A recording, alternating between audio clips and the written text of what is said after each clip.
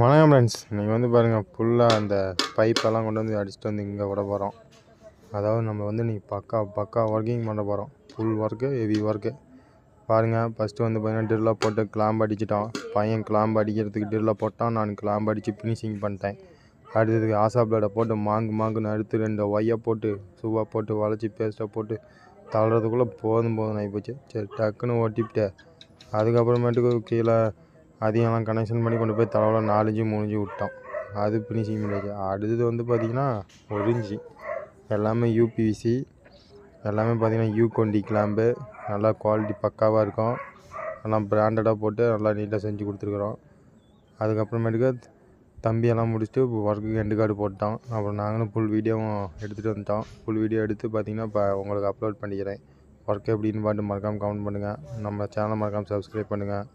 யாரும் பண்ண மாட்டேங்கிறீங்க. Okay friends, thank you.